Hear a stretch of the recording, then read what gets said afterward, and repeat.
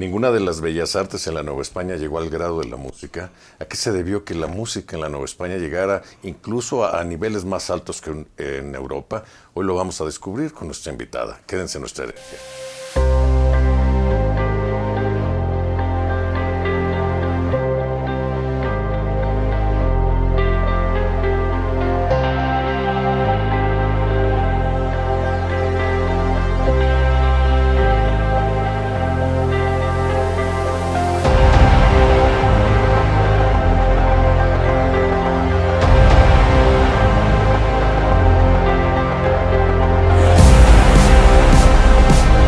Yo soy Marco Fabricio Ramírez. Hoy tenemos un programa de verdad súper interesante que nos va a hablar de una de las artes que se desarrolló en la Nueva España.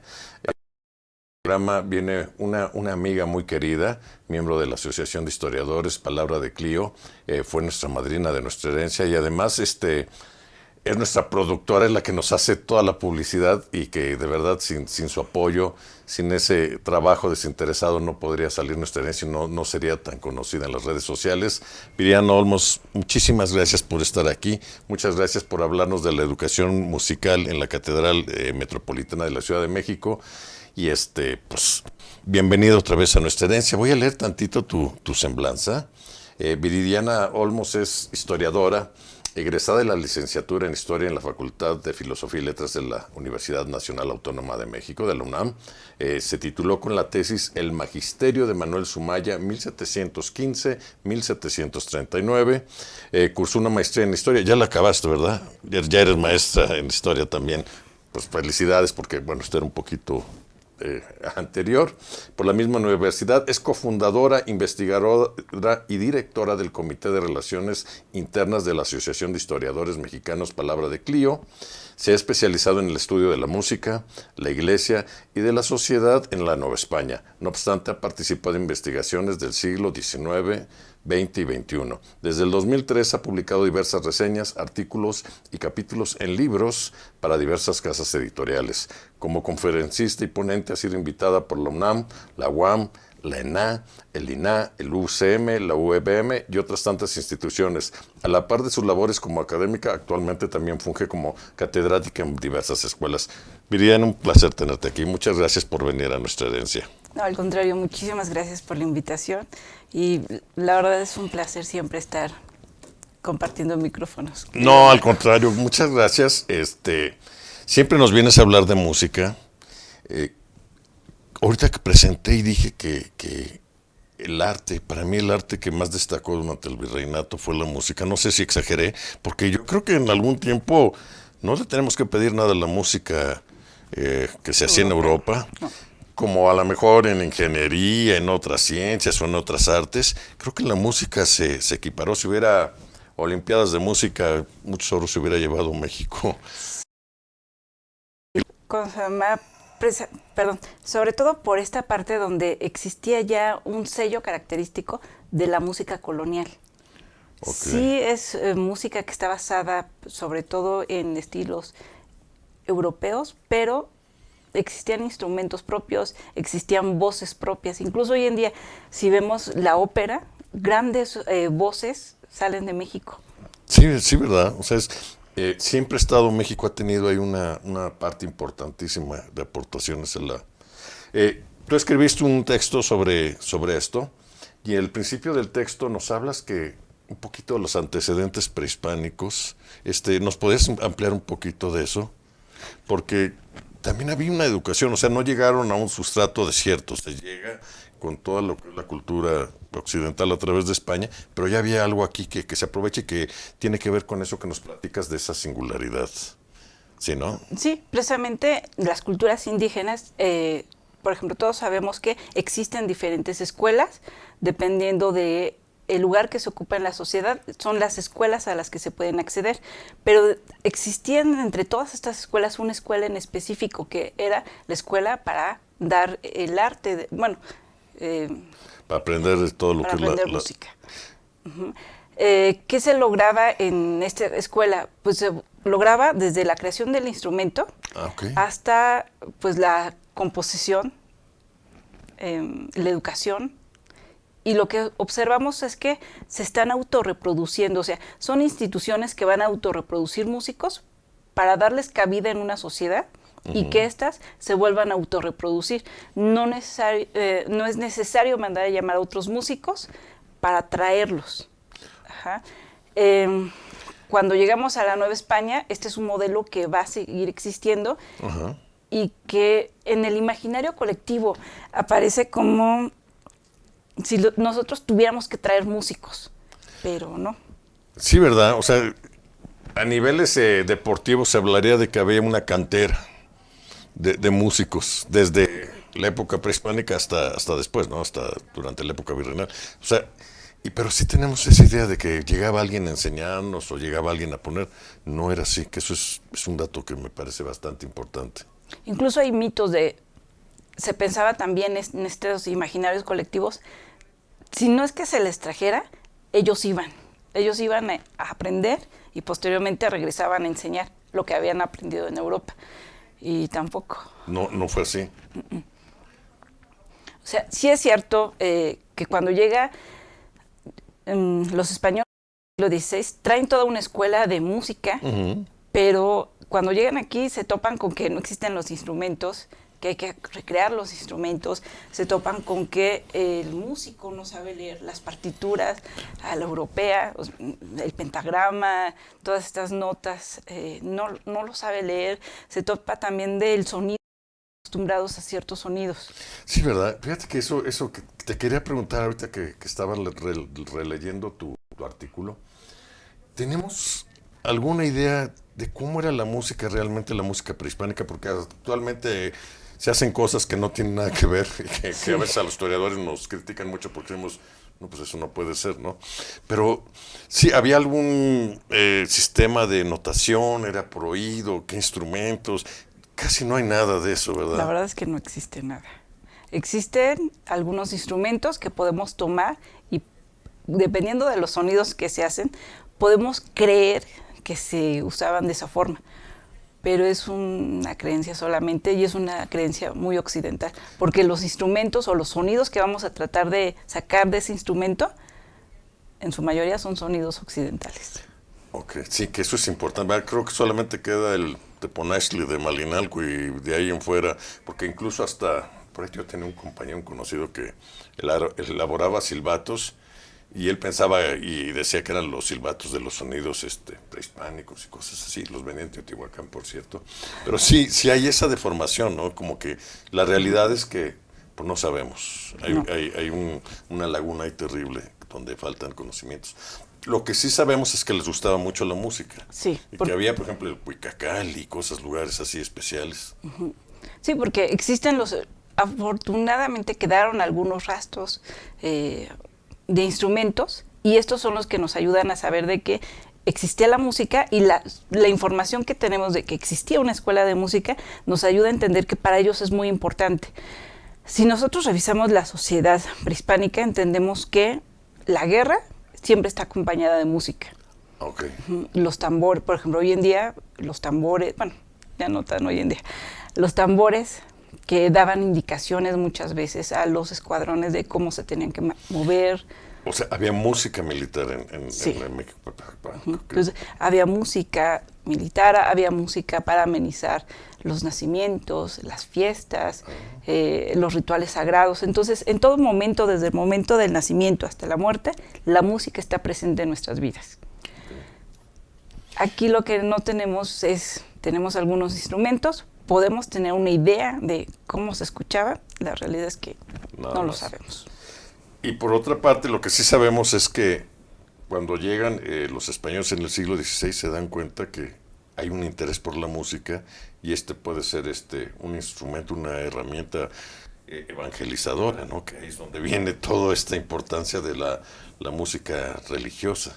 Sí, porque sirve para evangelizar y sirve también para enseñar latín, porque recordemos que en la Nueva España se hablaba latín, español y una lengua indígena. Sí, o sea, si queríamos convivir en el día a día, teníamos que hablar esas tres lenguas. Claro, sí. Una para comunicarse con la sociedad, otra para comunicarse con Dios y otra para comunicarse, pues, con esta parte que se negaba de la sociedad, que eran todas estas lenguas indígenas, pero que se aceptaban. Claro, y era una realidad, teníamos que hablar en lengua indígena porque o tenían que hablar porque muy pocas personas hablaban español. O sea, y una forma precisamente para aprender el latín era a través de la música. Incluso hoy en día, bueno, es que siempre que hablo, hoy en día hablo a partir del siglo XX. Sí, bueno, sí, es que, bueno, eso es normal porque eres una historiadora que se especializa en el virreinato, entonces sí, entendemos que esos periodos de tiempo. Sí, así que hoy en día, por ejemplo, nuestros abuelos, nuestros bisabuelos, en su mayoría aprenden latín con las oraciones y con las canciones que se cantan en la Iglesia Católica. Sí, antes de los 60s la misa se daba en latín. Claro, sí, es muy cierto. Y la música es muy importante porque, por ejemplo, existe una obra en catedral que escribe Antonio Lovera y Avio. Y él dice, es que la música es importante no solamente porque se reza 2 veces, sino se llega más profundamente a los corazones. Por eso la música no puede faltar en los actos litúrgicos. O sea, no importa lo que yo esté rezando, en qué acto religioso esté en misa, esté en un rosario, esté en un Agnus Dei, yo tengo que estar constantemente con música. Sí, ¿no? Y pues esa sensación que provoca la música en el ser humano, de espiritualidad y todo eso se conecta con las creencias, que a veces oímos una canción y nos transporta, nos llega a lo más profundo, toca las fibras más sensibles de nosotros. Entonces, bien que lo entendieron en el siglo XVI, bueno, desde antes, ¿verdad? Pero en el siglo XVI fue clave para poder comenzar la evangelización y que se consolidara la evangelización. Tanto así que todavía tenemos composiciones para el siglo XVII, donde pese a que está prohibido hacer composiciones para la iglesia que no fueran en latín, se aceptan algunas lenguas indígenas en estas composiciones. Por eso podemos encontrar obras de... Los famosos villancicos de Sor Juana, estoy pensando que algunos son en náhuatl o no. Sí, no, sí. Algunos, ¿verdad? Tenemos, por ejemplo, obras de Juan Juárez, de los grandes maestros de capilla que hubo en catedral. Hernando Franco hizo algo en náhuatl a finales del 16, creo, sí. Por ejemplo, aquí en México, un grupo que se llamaba Ars Nova, sí, cómo no, que se desintegró, pero... se desintegró, sí, no sabía. Pero ese grupo de música ocupó varios de estos villancicos. Y por eso tenemos combinaciones entre latín y lenguas indígenas. Sí, a mí me encantaron. Yo no sé, yo llegué a comprar 2 CDs de ellos, que ya sí eran CDs, ya fue hace mucho tiempo. Y había algunas composiciones de verdad, Lumenat, Revelación, se me hacía la música, el juego de voces, bueno, te transportaban a la Catedral de la Ciudad de México. Y ahí precisamente se juega con esos instrumentos. Algunos escuchamos a los teponazcles, cómo se empiezan a escuchar en el fondo, pero son a la usanza totalmente europea. Sí, es verdad. Sí, ahorita que me mencionas eso de los teponazcles y demás, me acordé de Mester de Juglar, que es una composición completamente europea, en órgano, pero a veces se oyen por ahí algunos instrumentos en el fondo que nos dan el sentido de dónde pertenece geográficamente el compositor. Sí. Que yo creo que es una evolución de lo que nos estás diciendo. Uh-huh. Ok. Sí, Ajá. Y esto precisamente nos ayuda, por ejemplo, en la iglesia, o sea, sí nos ayuda a concentrarnos más en las oraciones. Y esto es lo que vamos a ver, o sea, siglo XVI, la música, incluso hay misas cantadas totalmente. ¿Para qué? Para que se pueda el indígena, la nueva sociedad que se está creando en la Nueva España, pueda entenderlo mucho mejor. Déjenme platicarles que todo esto tú lo conoces de primera mano porque conoces perfectamente el archivo de la catedral, ¿no? Has trabajado muchos años ahí, entonces, ¿qué sientes tú cuando encuentras esto? Cuando estás en ese archivo que dices, bueno, que hay 400, 500 años de historia, y ves esos papeles y entiendes esa realidad, ¿no? Es hacer algo impresionante, muy difícil de describir. La verdad es que uno va ahí, generalmente va buscando una investigación, un dato en específico. pero sin querer uno se va enterando de cosas. Nos vamos enterando cómo eran, por ejemplo, cómo eran las mujeres cuando buscaban convertirse en monjas. Existían dos tipos, monjas de velo negro y monjas de velo blanco. Pero todo ese proceso muchas veces lo encontramos narrado en las actas de cabildo. Encontramos también cuando hay pleitos entre músicos, entendemos cómo eran los pleitos de la época y cómo se resuelven los pleitos. Incluso yo me acuerdo, me platicaste hace tiempo que había un oficio particular, un trabajo en la catedral que se llamaban los perreros. Sí. Que eran personas que se dedicaban a sacar a los perros callejeros de la catedral, que era algo increíble, ¿no? Y que la verdad, o sea, pese a que ese puesto se extinguió, el día de hoy hacen falta. Hacen falta perreros. Hacen falta. Incluso, por ejemplo, si nosotros paseamos por la Roma o Condesa, quizás no encontramos perreros que sacan a los perros de un lugar, pero sí los llevan de paseo. O sea, digamos, la evolución del perrero de la catedral. Podríamos pensar que sí.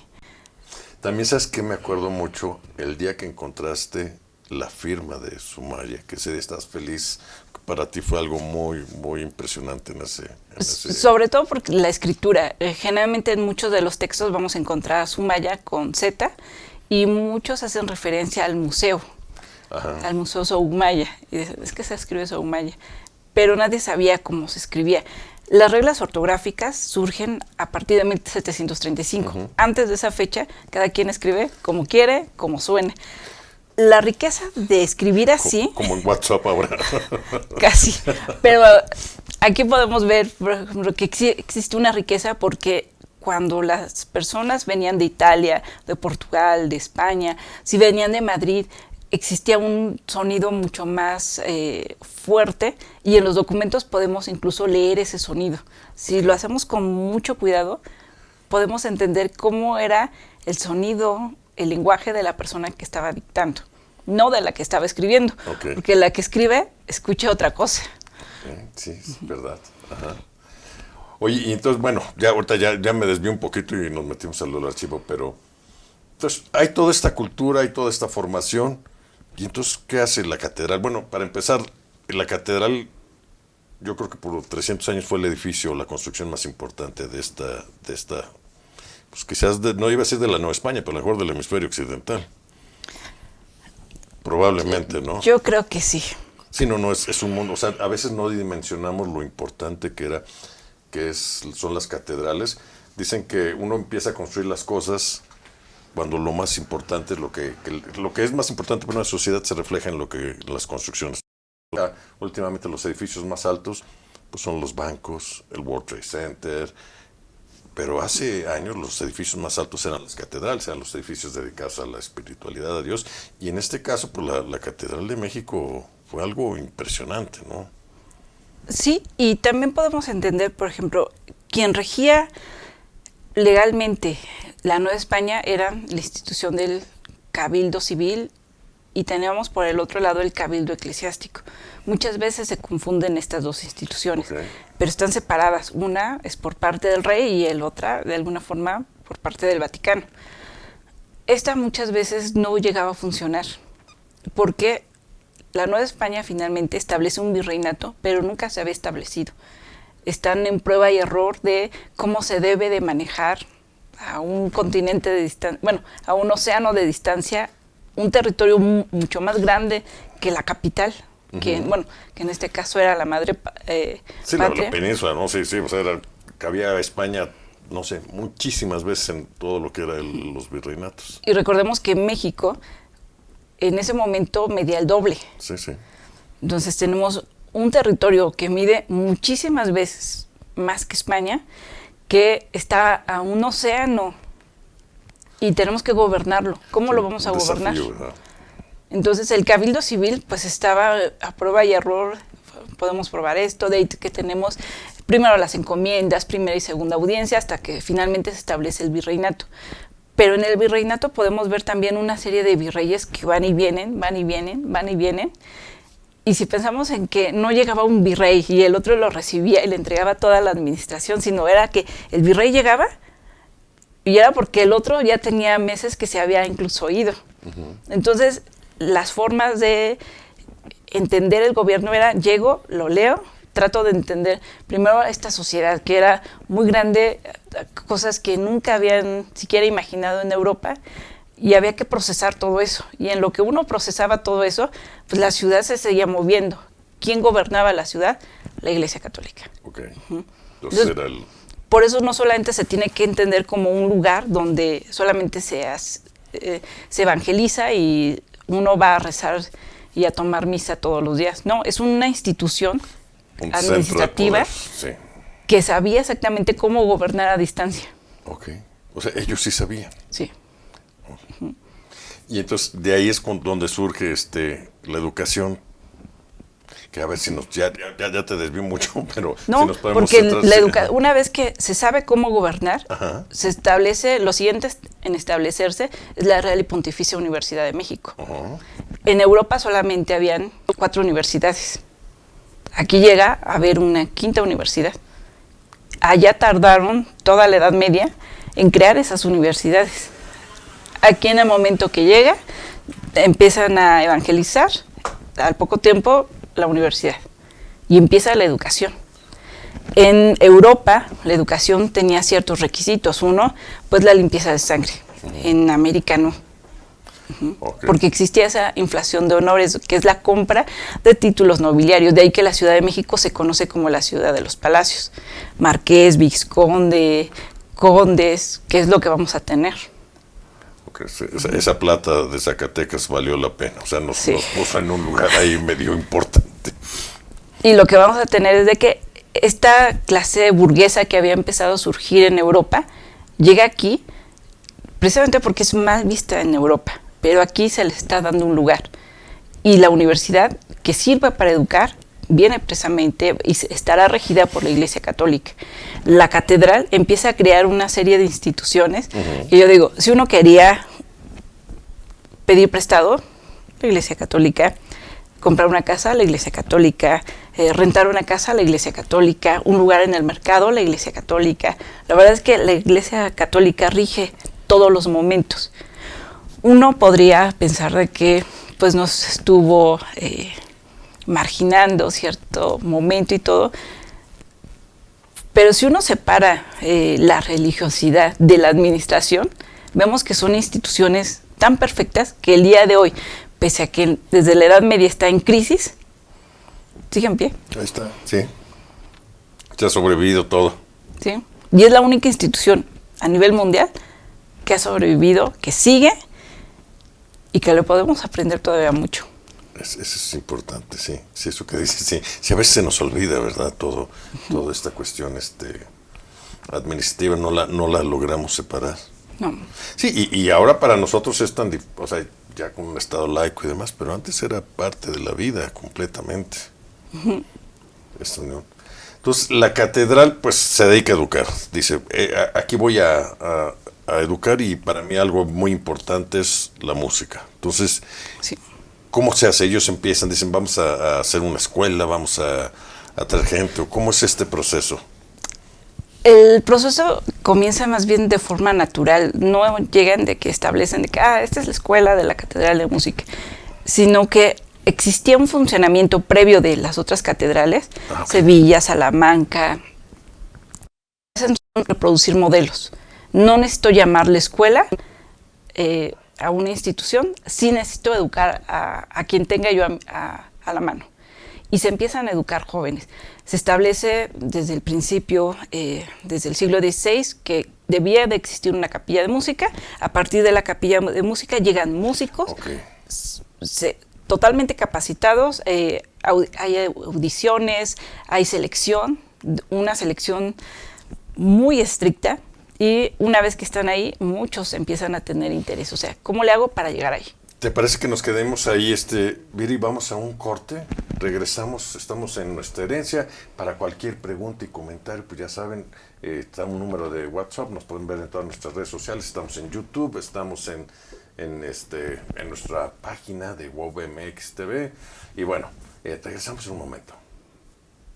Es realidad, Adriana, o sea, no podemos normalizar justamente que te metas a las redes y veas una alerta Amber, un adulto mayor desaparecido, otra mujer que no llegó a su casa, un feminicidio. No podemos normalizar esta violencia. Y justamente este tema de trata de personas donde se consuman niños, tenemos que hacer algo. O sea, es que es lo más degradante del ser humano, llegar a hacerle daño a un ser indefenso, a un ser que por conciencia no se puede defender por su cuerpo, por su físico. Si no este tipo de acción no medida por algún adolescente jugando fútbol y así, ¿tiene algún tipo de pena? Sí, mira, la diferencia se marca entre el querer hacerlo y no querer hacerlo. ¿Es de forma dolosa o de forma culposa? Entonces, como lo comentaban hace un momento de las niñas de Teotihuacán en esta parte, pues realmente hay ahí un grado de responsabilidad porque donde estaba hasta el punto de estarte defendiendo. Y además esa parte que tú señalas, ¿no? Cómo los tiempos están cambiando, que poco a poco las mujeres nos vamos deconstruyendo y vamos ganando espacios. Entonces, algo que quiero ligar, porque además, mira, las personas de a pie, ¿no? Las que, pues ahora sí que nos subimos al metrobús, al metro, al transporte, ¿no? Y que estamos día a día, pues siguiendo a nuestros trabajos, de repente decimos, oye, es cierto, hay excesos de la Suprema Corte, hay gente que gana, ¿no? Tiene unas cantidades extremas, hace poco, ¿no? Cuando hablamos de la equinoterapia entendemos muy bien que es una terapia donde hay un acompañamiento con el caballo, debe haber como una sinergia. ¿Cómo es? ¿Nos podrías describir esta relación y de qué manera esto detona a favor de la mejora de cada uno de estos casos? Sí, desde principios del siglo XX ya venían documentando y desde antes, bueno, se venía documentando los beneficios maravillosos que te proporciona el montar a caballo, ¿no? Desde ahí ya vienen como ese saludable hábito del montar. Pero a ver, vámonos un poquito más abajo, Rodrigo. Algo también que es lleno de prejuicios, la familia es algo esencial en nuestra forma en la manera de enfermarnos. ¿Tú cómo ves esto con tu familia? ¿Crees que fue parte importante para que tú te volvieras adicto? Mira, obviamente a veces creí, sí, mucho tiempo creí que pues la vida era eso, ¿no? Unos padres trabajadores.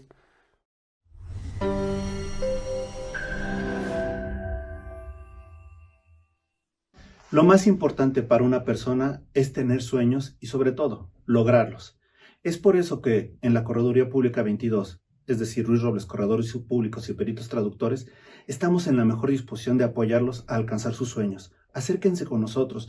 Nuestro compromiso es generar la certidumbre en todas sus operaciones, en sus negocios, en sus empresas y lo más importante, que ustedes tengan la satisfacción de generar la riqueza que con su trabajo merezcan. Vengan con nosotros, estamos para apoyarlos.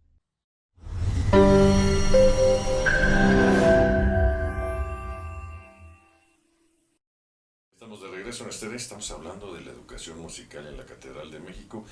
Ya saben, si tienen alguna pregunta para la maestra, algún comentario, tenemos nuestro número de WhatsApp para que nos la hagan llegar. Nos estábamos platicando de, voy a empezar con la capilla de la Catedral y que había audiciones y se buscaba tener a los mejores músicos del territorio. Del territorio, sí. Incluso muchos eran europeos. Tenemos registros de italianos, portugueses, españoles, franceses que venían a la catedral para audicionar por un lugar y que muchos de ellos eran rechazados. Ok, o sea, no bastaba venir no pesaba el malinchismo, había que ser bueno en lo que se decía. Y lo sabemos porque encontramos también en los libros de bautizos personas que estamos casi seguras de que pertenecían a una casta indígena y sin embargo aparecen en libros de españoles. Okay. Y todo este movimiento lo hace muchas veces la catedral porque es un muy buen músico. O se llegaron a traer músicos exprofeso con ciertas características para la capilla de música. Tenemos un caso de Luis Barreto, que es un músico castrado, que traen exclusivamente, sabemos que es negro, es castrado, y que debido precisamente al exceso de dinero que hay en catedral, en 10 años él logra comprar su libertad y logra negociar precisamente con pues un nuevo contrato. O sea, llega con ciertos requisitos, ahora yo como cantante voy a negociar. Un rockstar de la época virreinal. Pensando de que llega en calidad de esclavo. ¡Qué barbaridad! Y pese a que llega en calidad de esclavo, a los 10 años él compra su libertad y negocia precisamente sus contratos. Sí, que recordemos que, bueno, en algún tiempo se usó mucho los famosos castrati, que eran personas que les llegan unos tonos increíbles de voz que pues, después se trató de hacer con coros de niños, ¿no? Con la El sustitución. Parinelli, el más famoso de ellos, ¿no? Sí. Entonces, bueno, o sea, que este dato me parece increíble. O sea, era un rockstar, era una persona que llegó a tener un papel increíble en la sociedad novohispana, ¿no? Sí, y como él tenemos también a varios, o sea, uno empieza a leer la historia de los músicos de la catedral, de la capilla, y empieza a encontrar precisamente esto, encuentra músicos muy específicos que eran vistos precisamente como el nuevo ídolo del momento, el influencer, sí, porque se le seguía, o sea, sí había gente que iba exclusivamente a escucharlo. Ok. Digamos, el Auditorio Nacional era la catedral. Sí. Ese era el lugar para escuchar a música, a los mejores cantantes.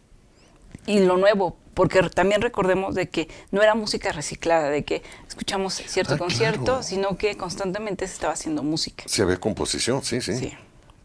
Entonces, estas capillas, bueno, y en la catedral se dan cuenta que hay que crear, como dices tú, no es como que lo hicieron a propósito, sino el mismo proceso evoluciona y se hace como que un sistema de enseñanza. Entonces, ¿empieza a entrar niños o cómo? Sí, porque empiezan a ver de que en la capilla de música necesito organistas, ministriles y cantantes. Pero estas voces más delicadas no las obtengo en los cantantes adultos, porque solamente puedo tener cantantes hombres, no puedo tener cantantes mujeres. Ah, bueno, ese es otro punto. En la catedral no pueden cantar mujeres. No, porque en ese momento se creía que era una voz que llamaba a los pecados. Qué barbaridad. Bueno, pero es un dato importante. Sí, entonces como era una voz pecaminosa, no se podía tener en un acto litúrgico una voz que invitaba al pecado. Entonces, la mejor forma de sustituir estas voces blancas era a través de o castrados o niños. Okay. Y empieza a crearse dos cuerpos colegiados. Uno era de los niños menores a 6 años, a los que se les va a empezar a llamar popularmente seises, y otro era el coro de los niños, pues, cantores de alguna forma. Que ya eran mayores de 6 años, que ya habían tenido cierta educación y se habían aprendido. Más o menos tenían un rango de los 6 a los 14 años, porque una vez que cumplían 14 años, la voz ya se sabía exactamente cómo iban a seguir cantando el resto de su vida. Okay. Si era una voz que iba a servir para el canto o era una voz que hasta ahí se había acabado y que necesitaba evolucionar quizás en un instrumento o quizás en alguna otra profesión. Okay. ¿Qué es lo que va a pasar? Pues la misma catedral empieza a darse cuenta de que necesita músicos muy preparados y que si uno no los consigue de fuera, los tiene que hacer en casa. Okay. Y los empieza a hacer. Empieza a crear un sistema donde los niños llegan, se internan, y desde las 5 de la mañana hasta las 8 o 9 de la noche vamos a tener precisamente una formación como hoy podemos ver en China, en Japón, en Corea, donde existe una formación de Estado para formar, por ejemplo, ahorita que estamos en plenas Olimpiadas, vemos que es un deporte de Estado. El Estado se hace cargo de ellos en todos rubros. Su educación, parte de su cultura, en sus ropas. Y esto es lo que vamos a tener en catedral. O sea, el niño que está enfocado a estudiar para convertirse en un futuro en cantante, en ministril, en organista, estará formado en la catedral y a partir de ahí recibirá su educación específicamente para convertirse en el mejor músico que pudiera tener la Nueva España. Wow. Vi que en tu investigación incluso llegas al grado de detallar los horarios, ¿no? ¿Qué hacían? Que tenían muy poquito descanso los jóvenes o los niños que Pero hacían se contempla eso. Eso es algo que desde el punto de vista pedagógico resulta interesante. O sea, se contempla la hora de descanso. Sí, ¿verdad? El famoso recreo. Sí. Ya para el siglo que es 17. 17, 18. Porque se mantiene. O sea, esto es algo que sí tenemos este registro, pero sabemos, intuimos que desde el siglo XVI se tenía. Okay. También, por ejemplo, ellos no pagaban sus alimentos, eso salía de la catedral. Salía de la catedral y salía también dependiendo de pues las calificaciones. Ah, ok. Porque si un niño quería un instrumento, tenía que mostrar que era el mejor y que valía la pena comprarle un instrumento. Si eran trabajadores de alguna forma, porque recibían una especie de beca. Ajá. Y muchos de sus padres se quedaban con este dinero. Okay. Y servía para la manutención de casa. Entonces ya aportaban al ingreso familiar. O sea, estar en la institución catedralicia era de verdad un honor. O sea, se les iba a educar, sí, cosa que era muy difícil porque la educación en la Nueva España era cara. Entonces se les estaba educando, se les daba clases de gramática. Esto servía mucho, o sea, no cualquiera en la Nueva España sabía leer y escribir. Claro, sí, era... Era un honor aprender esto, porque podían acabar de escribanos, podrían acabar administrando, haciendo sumas, cuentas, se les daba matemáticas. La música no puede entenderse sin matemáticas. Okay. Entonces, aprendían a escribir, aprendían matemáticas, aprendían parte de las artes liberales, literatura, se tenían que también darles algo de poesía. ¿Por qué? Porque la música también tiene implícito, claro, esto. Sí. Y tenían que entenderlo y sobre todo sensibilizarlo. O sea, no puedo tener yo a un niño que está cantando un Agnus Dei y que no sepa exactamente qué significa. Sí, y el contexto y el trasfondo teológico o de un esto. Kyrie, o sea, ¿en qué momento vas a cantar el Kyrie? ¿En qué momento vas a hacer que el pueblo de alguna forma se sensibilice con esto? Y no hay composición si no hay gramática, que creo que es uno de los problemas que tenemos ahora con los nuevos compositores, ¿no? Sí, con el gato volador. Sí. Okay, entonces sí, era importantísimo esto. Digamos, el niño que entraba a la escuela catedralicia ya tenía la vida resuelta, o casi. Casi. Ajá. Porque tenemos uno adentro, pero hay, que es como en la UNAM, hay 100 atrás que quieren ese puesto. Okay. ¿Y se hacía concursos o cómo los escogían? Esa información sí no la tenemos. Okay. O sea, sabemos que entran a través de un acta de cabildo, lo que nos dicen las actas de que se hace una solicitud. El maestro hace un examen y posteriormente decide admitirlo o no admitirlo. No hemos encontrado fechas que nos indiquen de que en tal mes se abrían la convocatoria por decir algo. Y se hacían exámenes. No. O sea, son aleatorios. O sea, okay. Muchos de estos niños entran de forma aleatoria. Los padres van, solicitan al cabildo catedralicio que se reciba a su hijo. La catedral lo que hace es si su hijo quería entrar como cantante, mandan a llamar al mejor cantante de la capilla y le dicen, hazle examen. Si su hijo quería ser organista, mandan a llamar al mejor organista de la catedral, hazle examen. Ah, caray. Una vez que se hace el examen y prueba tener las aptitudes y la actitud, la catedral decidía si lo aceptaba o no. O sea, no era fácil. No. Entonces, como dices tú, era un proceso de Estado en que en este caso, pues explica que es una de las causas de que la música en la Nueva España haya estado a la altura de las mejores del mundo. Entonces, digamos que hay talento, lo que hay que hacer es institucionalizarlo, apoyarlo en todos los rubros. Y explotarlo, porque el talento hay que explotarse. Sí, ¿verdad? También algo que me llamó mucho la atención en tu investigación es que incluso describes y descubres la manera en que ellos se visten, que tiene una ornamenta muy, muy específica. Sí, porque llegué a encontrar un acta donde los niños se subían al campanario, sobre todo cuando llega un músico italiano a dirigirlos, que es Ignacio Jerusalén. Ajá. Y los niños eran muy latosos, finalmente son niños, hay que entender que pues entre los 6 y 14 años pues, sí, pues son niños. Sí. Y muchos de ellos le aventaban piedras al maestro y se burlaban de su acento. Y la catedral muchas veces no sabía quién era y decían, es que no sabemos quién es porque solamente alcanzamos a distinguir que están con el hábito clerical. Y así como que decía, estaban ahí y coincide que encuentro un acta donde dice exactamente cómo debían de vestirse para distinguirlos. O sea, los uniformaban totalmente. O sea, esto es maravilloso. Los uniformaron no para distinguirlos de la sociedad, sino para que supieran quién hacía las travesuras. Bueno, digamos sí. como motivo inicial. Y sobre todo para ubicarlos, sí. Ajá, porque eran los representantes de la catedral. O sea, sí sabemos que si hacían dentro travesuras, dentro de la institución que les daba cabida, fuera de ella, se volvían también un peligro.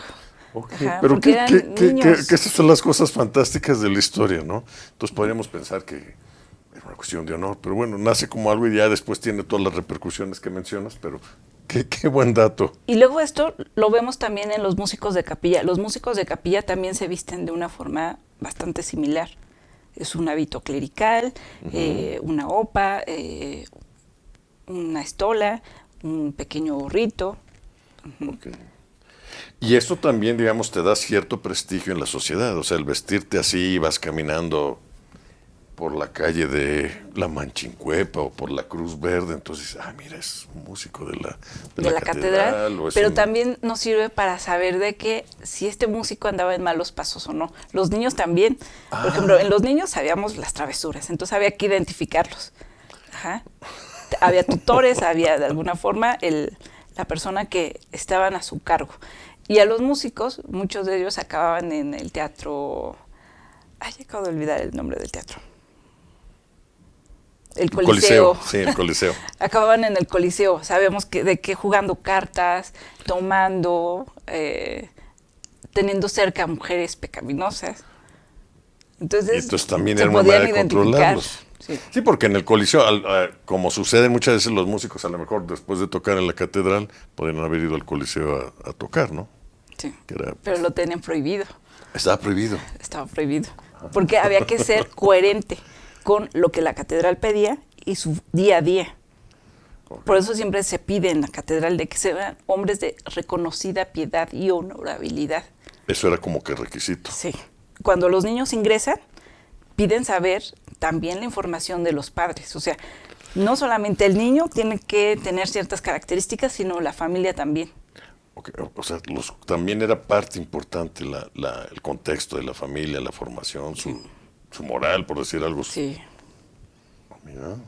Entonces era todo un contexto donde el niño no solamente tiene que ser disciplinado, educado, la familia también. Y más o menos, ¿cuántos años llevaba esa formación? Bueno, en la música sabemos que nunca acaba el estudio de las personas que se dedican a interpretar música, pero digamos de niños. De niños podemos creer que entre los 6 y los 14 años se dedicaban solamente a cantar.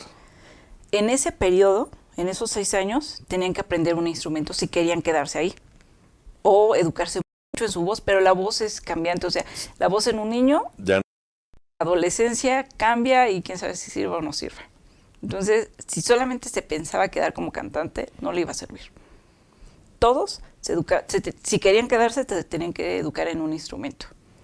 De ahí que cuando pasamos a la capilla de música, pues tenemos contraltos, tenores, bajos, barítonos, que no solamente cantan, que tocan 2 o 3 instrumentos, porque se vuelven... pues profesionales, ¿no? O sea, como que sí, yo como niño digo, si me cambia la voz, lo que me va a defender o me va a detener en esta vida o en esta posición es que aprenda a tocar varios instrumentos y siempre tenga esa opción. Sí, porque si el maestro de capilla en turno quería puras violas, pues si yo toco la viola puedo decir, yo toco. Pero si el maestro, por ejemplo, tenemos el caso de Sumaya, que en cierto tiempo decide desaparecer a todas las flautas. Entonces, si yo solamente cantaba y había estudiado flauta, pues corro el riesgo de que ya a partir de ese momento el maestro ya no quiso flautas. Pues entonces saber hacer multitareas, ¿no? Ajá. Y después tenemos otro periodo donde el maestro ya no quiere voces de bajos, que es una voz muy difícil en Latinoamérica. Si yo era bajo y tocaba flauta, pues me quedaba sin trabajo. Entonces tenemos niños que se forman en por lo menos 2, 3 instrumentos. O sea, había que ser versátil para no quedarse desempleado. Y toda su vida se la pasan estudiando, porque cuando llegan a la capilla, estos mismos niños constantemente están diciendo, tuvimos escoleta pública, que es otra escuela. Sí, platícanos eso de la escoleta pública. Tenemos, por ejemplo, la institución que es la capilla de música, y dentro de esta institución, pues se están formando en la escuela de música. Pero tenemos otra que le llaman la escoleta de música, que oficialmente dice que es libre y es para todos. Pero ese todos se vuelve como la Constitución, o sea, todos los mexicanos, es decir, ¿tengo acceso? Sí, pero con ciertos requisitos. Y en esta escoleta pública se tenía 3 veces a la semana, por las tardes, 2 horas, y sabemos que los músicos iban a estudiar esas 2 horas con el mejor músico de la capilla. O sea, ya eran músicos probados por todo el virreinato, que eran los mejores. Y estos músicos iban a estudiar con los mejores. La Catedral de México, digamos, era el centro neurálgico de la música, no solamente de la ciudad, sino me imagino que se mandaban músicos a otros lugares. Bueno, en el caso de Sumaya, que acabó yendo a Oaxaca, y entonces... Bueno, pero eso fue... Bueno, eso fue, sí, esa tiene otra historia más, sí, ¿verdad?